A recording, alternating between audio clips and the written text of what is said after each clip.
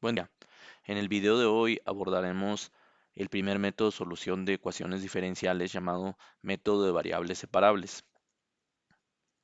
Se considera que llegado este punto, es decir, para ver este video se tuvo que abordar antes la sección de preliminares, en la cual se dio la definición de ecuación diferencial, se vio qué cosa es una solución de una ecuación diferencial, también se abordó un poco la clasificación de las ecuaciones diferenciales respecto a si una ecuación diferencial es lineal o no es lineal.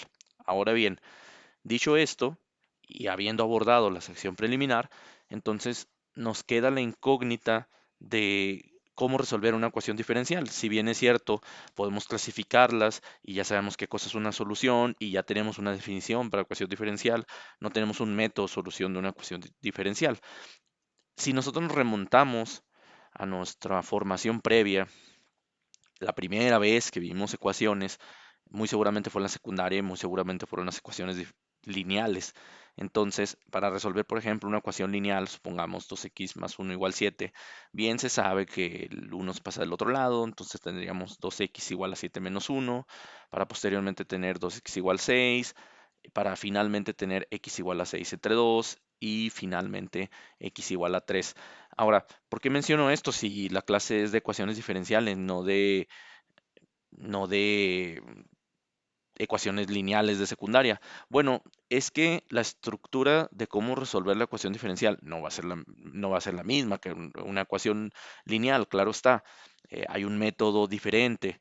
Y dependiendo del tipo de ecuación diferencial, va a ser el método y así sucesivamente, ¿no? Pero rescato de esto el hecho de que teniendo una solución, se comprueba una solución rápidamente sustituyendo la ecuación original. 2 por 3 es 6, más 1 es 7, ¿no? Entonces, eso también se vio en la sección de preliminares que eso cumple en las ecuaciones diferenciales, ¿no? Que una vez que tú tienes una curva que es solución de una ecuación diferencial y la sustituyes en la ecuación diferencial, se tiene que reducir todo a una igualdad. Eso se vio en el video de preliminares. Ahora bien, a esa misma característica cumple cualquier ecuación, ¿no? Ahora, ¿qué cosa se entiende por una ecuación diferencial? También ya se vio eso en el video concerniente a preliminares en la definición de ecuación diferencial y se nos dio en ejemplos de ecuaciones diferenciales. Quisiera abordar una ecuación diferencial muy sencilla como primera acercamiento a la solución de las ecuaciones diferenciales y para abordar el método de variables separables. Por ejemplo, si yo les preguntara cuál funciona al derivar la medida seno de x, quizás ustedes rápidamente podrían contestar, porque para esto un requisito para abordar la clase de ecuaciones diferenciales es haber llevado cálculo 2. Entonces quizás no necesitamos resolver una ecuación diferencial para responder esta pregunta, ¿no? Pero planteémosla al estilo de ecuaciones diferenciales. Nosotros sabemos que es una ecuación diferencial por la definición previamente dada, ¿no? Hay una ecuación, pero mi incógnita ahora no es una variable, no es un número fijo como en el ejemplo anterior, no es un número que voy a sustituir, sino que es una función que cumple, que la derivada de ella me da seno de x. Ahora, si utilizo la notación de Leibniz, voy a tener que la derivada de y con respecto de x es igual a seno de x. Y aquí puedo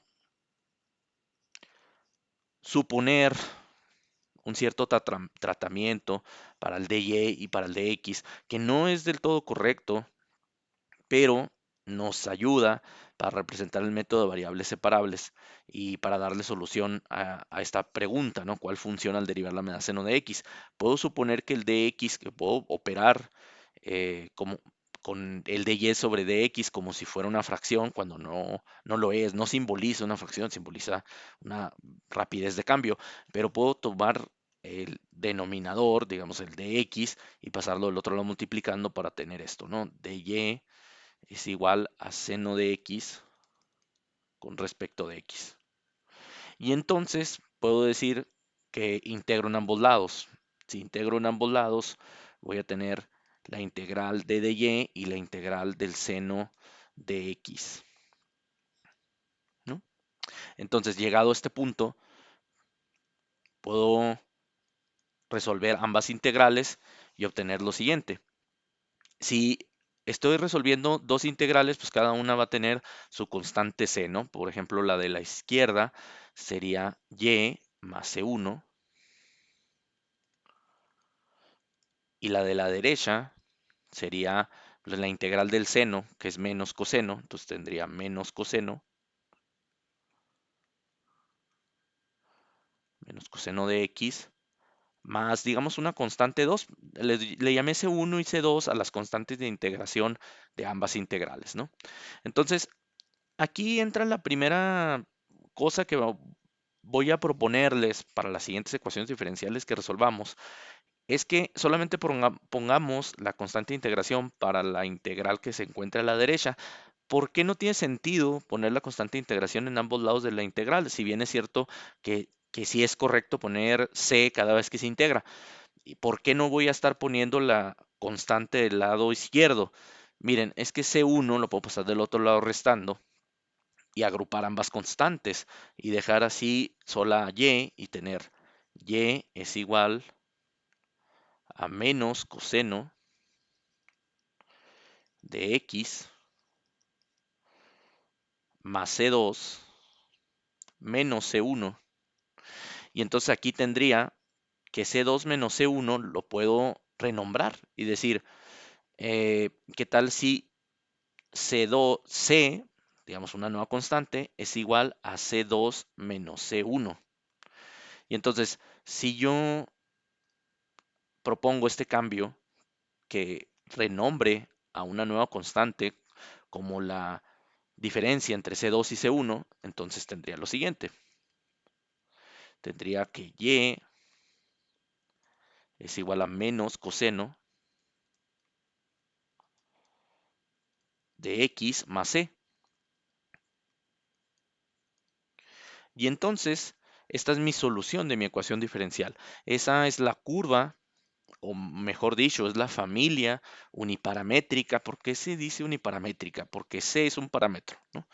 Entonces, esta es una familia uniparamétrica de curvas que cumplen que la derivada me da seno de x, ¿no? Al igual que en la secundaria, cuando tú llegas a una solución de una ecuación lineal, tú podías sustituir para comprobar que efectivamente esta era una solución de tu ecuación, pues acá también tú puedes tomar a esta familia de curvas y tomar a una. Digo que es una familia porque, por ejemplo, c es cualquier valor, ¿no? Puede ser menos coseno de x más 2, por ejemplo, ¿no? Si yo tuviera esta función, cuando yo derivo esta función me da seno, porque la derivada de coseno es menos seno, pero tiene un menos por delante, entonces se convierte en seno, y la derivada de 2 es 0, ¿no? Entonces, ahí está.